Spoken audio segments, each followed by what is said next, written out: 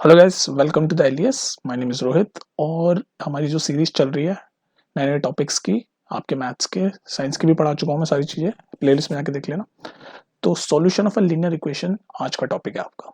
Easily आराम से समझेंगे, पर मैं रिकमेंड करूंगा solution of a linear equation को पढ़ने से पहले आप क्या करो, मैंने एक वीडियो बनाई है किस पे, लीनियर इक्वेशन क्या होती है, लीनियर इक्वेशन क्या होती है उस पे। तो लीनियर इक्वेशन का जनरल फॉर्म ऐसा होता है a x plus b y plus c equals to zero. ये होती है general form of linear equation.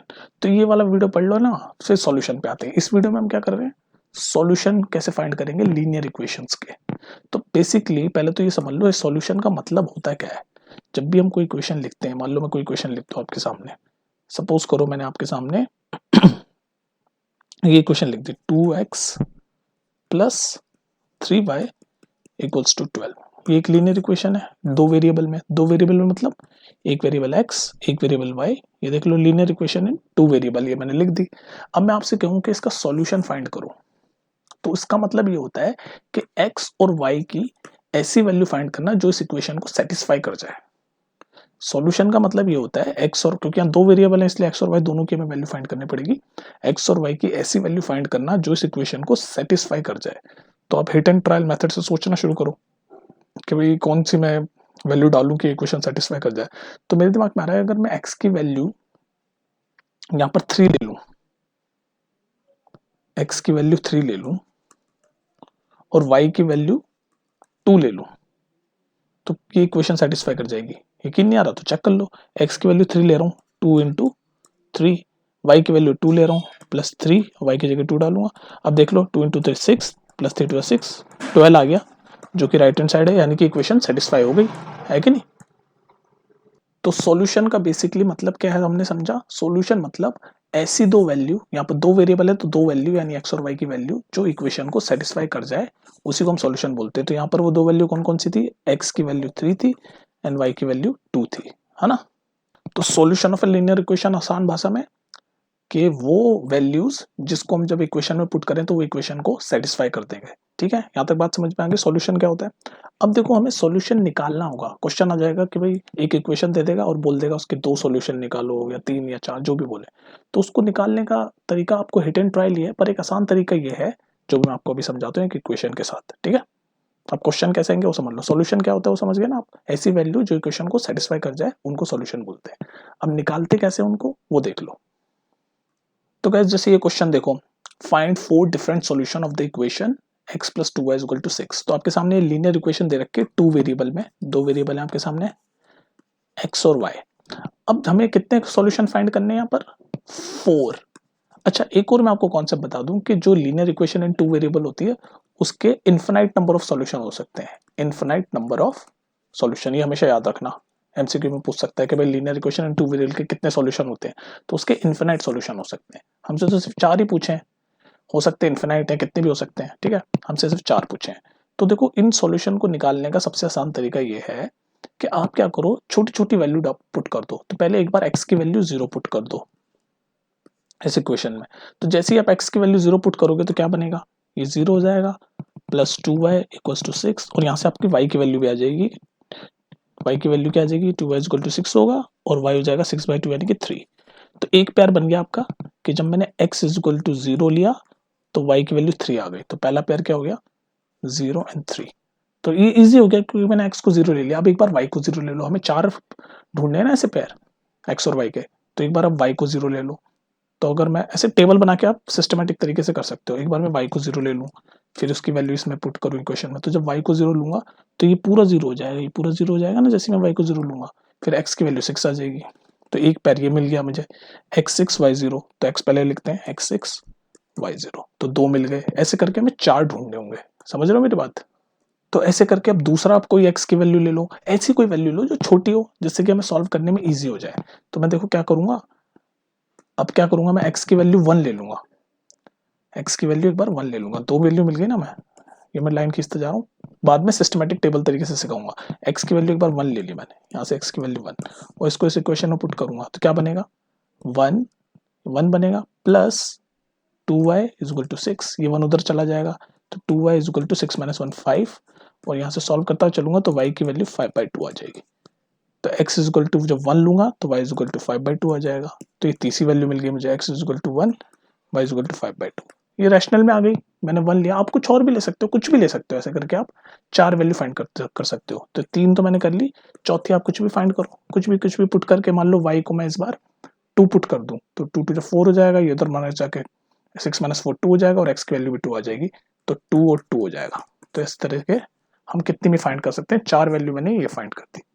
और हमेशा ये कॉन्सेप्ट याद रखना कि जो सॉल्यूशन होता है वो इन्फिनाइट निकल सकते हैं, हमसे तो सिर्फ 4 ही पूछे हैं। तो ये तो मैंने ऐसे हौश पौश में बता दिया, आप टेबल बना के कर सकते हो, ठीक है। ओके गाइस, ये वाला क्वेश्चन देखो, find 2 solution of the following equation. तो इक्वेशन हमारे सामने लिखी हुई है 4x + 3y = 12 और हमें इसके कितने सॉल्यूशन फाइंड करने हैं, सिर्फ 2 सॉल्यूशन। और मैं आपको बता चुका हूँ लीनियर इक्वेशन इनटू वेरिएबल में के कितने सॉल्यूशन हो सकते हैं, इनफिनाइट हो सकते हैं भाई। ये ध्यान रखना, एमसीक्यू में आने के चांस है, पूछ लेगा। इनफिनाइट सॉल्यूशन हो सकते हैं, हमसे कितने पूछे हैं, सिर्फ 2। तो फाइंड करने का तरीका क्या है, हिट एंड ट्रायल। तो एक बार फर्स्ट टाइम मैं क्या करूंगा, put the value of x is 0। अगर मैं x की वैल्यू 0 पुट करूं इस इक्वेशन में x की वैल्यू 0 पुट करूं तो ये पूरा 0 हो जाएगा, ठीक है, क्योंकि 0 से कुछ भी मल्टीप्लाई होता है तो 0 हो जाता है। तो हमारी इक्वेशन ऐसे बनेगी 0, ये पूरा 0 हो गया ना, प्लस 3y = 12। तो इसको आगे मैं सॉल्व करूंगा तो क्या बनेगा, 3y = 12 और y = 12/3 4। तो यानी हमारा एक पैर तो मिल गया, जब x 0 मैंने लिया तो y की वैल्यू 4 आ गई, यानी कि 0 और 4। तो एक तो हमने फाइंड कर दिया, हमें 2 फाइंड करने हैं, ठीक है। अब मान लो अगर मैं पुट y = 0 कर दूं, कुछ भी हम हिट एंड ट्रायल से, कभी x को 0 पुट कर दिया एक बार तो y की निकल जाएगी, y को 0 पुट कर दिया तो x की निकल जाएगी। तो 2 तो हम आराम से निकाल सकते हैं। मान लो 4 दिए हो तो फिर एक बार x को 1 पुट कर दो तो फिर y की कुछ वैल्यू आ जाएगी, फिर एक बार y को 1 पुट कर दो तो x की कुछ वैल्यू पुट आ जाएगी। मैं 0 और 1 इसलिए बोल रहा हूँ क्योंकि छोटी वैल्यू है, इजीली सॉल्व हो जाएगा। अगर मैं बड़ा कुछ पुट करूंगा तो फिर बड़ा कैलकुलेट करना पड़ेगा, है ना। तो चलो सेकंड टाइम मैं y को 0 पुट कर रहा हूँ, तो जैसे मैं y को 0 पुट करूंगा ये पूरा 0 हो जाएगा, है ना। तो क्या बनेगी इक्वेशन, 4x प्लस ये पूरा 0 हो जाएगा, तो 4x = 12। और इसको जब मैं सॉल्व करूंगा तो x की वैल्यू आ जाएगी यहाँ से 12/4 यानी कि 3। तो हमारा दूसरा पैर क्या बन गया, x को जब मैंने 3 लिया, पहले x लिखते हैं, तो y था 0। तो बस हमें जो 2 सॉल्यूशन चाहिए थे वो ये 2 सॉल्यूशन हमने ढूंढ दिए, 0 and 4 and 3 and 0। ध्यान रखना, पहले x लिखते हैं फिर y, x and y।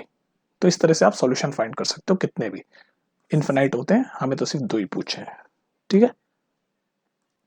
Okay guys, ये वाला क्वेश्चन देखो, ये इंपॉर्टेंट क्वेश्चन है, पेपर में भी आ सकता है। If x = 2, y = 1 is a solution of the equation 2x + 3y = k। तो इस क्वेश्चन में हमें सॉल्यूशन ऑलरेडी दे रखा है कि x = 2 और y = 1 सॉल्यूशन है। किस इक्वेशन का, इस इक्वेशन का सॉल्यूशन है x और 2 और y = 1। तो हमें k की वैल्यू फाइंड करनी है। अब एक और बताओ, मैंने आपको कॉन्सेप्ट में क्या समझाया, सॉल्यूशन क्या होता है। सॉल्यूशन वो होता है जब ये दोनों सॉल्यूशन हमें दे रखे हैं, सॉल्यूशन क्या होता है जब हम उसकी वैल्यू इक्वेशन में डालें तो वो इक्वेशन को सेटिस्फाई कर देते हैं, मतलब वो इक्वेशन में डाले जा सकते हैं। तो इन्होंने दे रखा है x = 2 और y = 1 सॉल्यूशन है और हमें k की वैल्यू फाइंड करनी है। तो अगर ये सॉल्यूशन है तो इसका मतलब हम इसको, इन दोनों की वैल्यू इस इक्वेशन में पुट कर सकते हैं, क्योंकि क्वेश्चन में बोल दिया ये सॉल्यूशन है। तो बस पुट कर दो आप, x की जगह 2, y की जगह 1 इस इक्वेशन में। तो मैं जब पुट करूंगा तो 2 x की जगह 2 पुट किया, प्लस 3 y की जगह 1 पुट किया, इज इक्वल टू k, तो एज इट इज है। इसको सॉल्व करो, 2 2 4 प्लस 3 1 3, तो k की वैल्यू क्या आ गई, 4 + 3 7। दैट्स इट, इतना सही तो क्वेश्चन था, k की वैल्यू तो फाइंड करनी थी। बोलो कुछ डिफिकल्ट था इसमें, बोलो समझ आ गया ये बात। बस आपको ये कॉन्सेप्ट पता होना चाहिए था कि जो सॉल्यूशन होते हैं उसको हम इक्वेशन में पुट कर सकते हैं।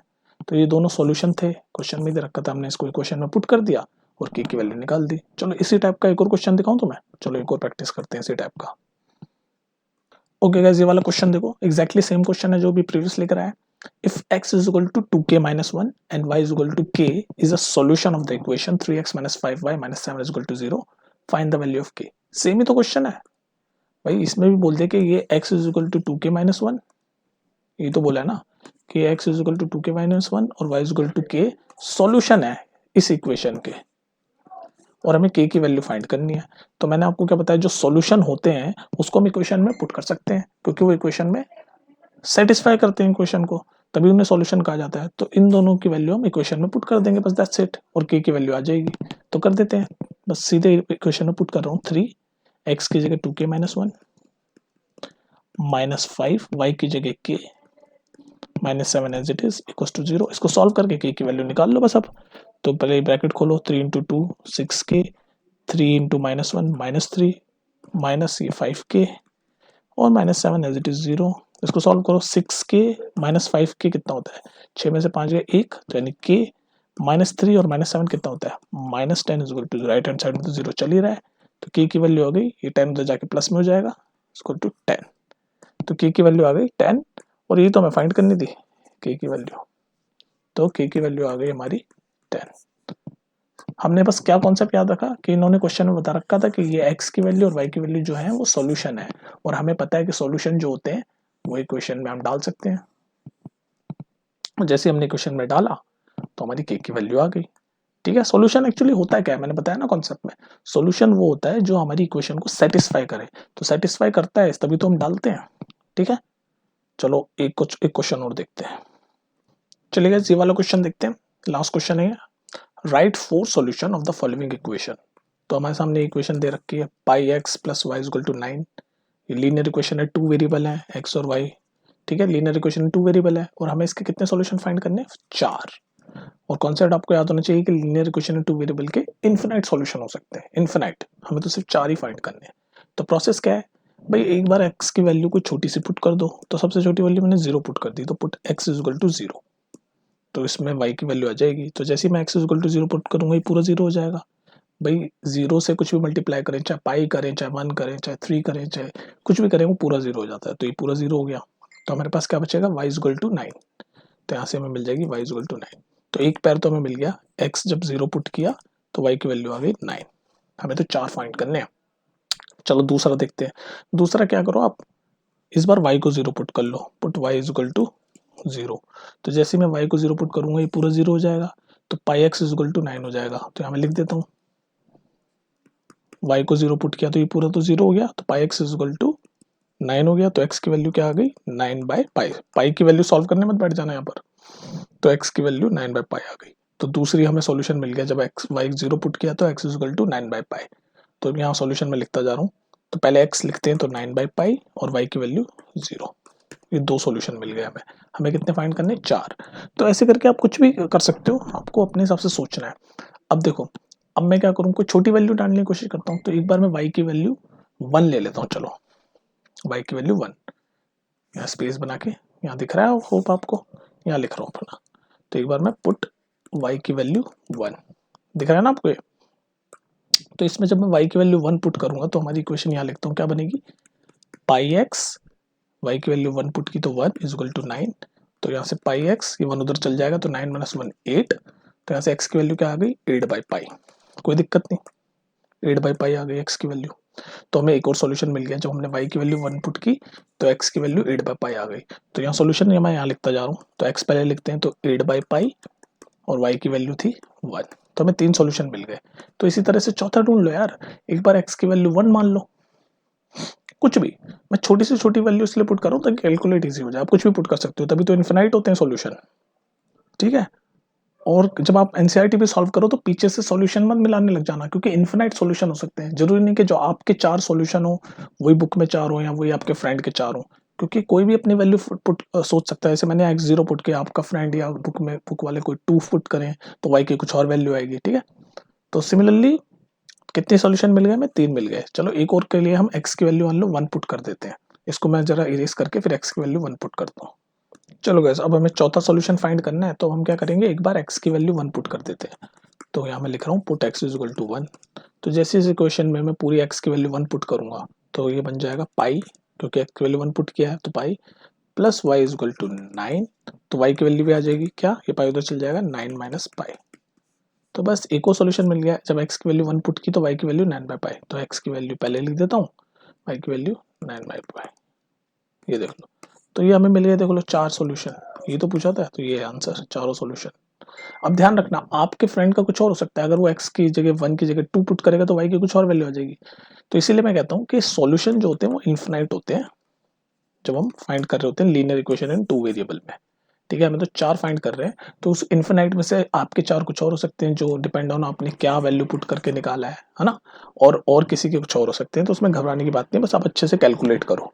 ठीक है, तो ये था कॉन्सेप्ट आपका पूरा solution of linear equation in 2 variable का, इससे बाहर कुछ नहीं है। चलो अब जाने से पहले आपको एक होमवर्क क्वेश्चन देता हूँ, इजी, बिल्कुल कॉन्सेप्चुअल, आप उसका आंसर बताना। ठीक है, तो गाइस देखो अपना होमवर्क क्वेश्चन, तो आपके सामने क्वेश्चन ये है, which of the following option is true. तो आपको बताना है ये जो ए बी सी में से कौन सा ट्रू है। तो क्वेश्चन ये कहता है कि y is equal to 3x plus 5, ये एक इक्वेशन है, 2 वेरिएबल में x और 5, 2 वेरिएबल में एक लीनियर इक्वेशन है। पूछ रहा है इस इक्वेशन से रिलेटेड इनमें से कौन सा ऑप्शन ट्रू है। तो आप नीचे कमेंट सेक्शन में मुझे लिख के बताओ करेक्ट। ठीक है, ठीक है गाइस, तो इसका आंसर आप बताओ। मैंने इस वीडियो में आपको कॉन्सेप्ट में बताया, तो इजीली आप कर दोगे इसका आंसर करेक्ट। तो मिलते हैं फिर नेक्स्ट वीडियो में। Solution of linear equation in 2 variable में इतना ही था। और कोई भी टॉपिक, किसी भी टॉपिक पे आपको पूछना हो कुछ मैथ साइंस, तो बता दिया करो, उस टॉपिक पे वीडियो बन जाएगी। ठीक है, और घबराया मत करो, हेजिटेट मत किया करो डाउट पूछते हुए। ठीक है, मिलते हैं फिर नेक्स्ट वीडियो में। Bye, take care.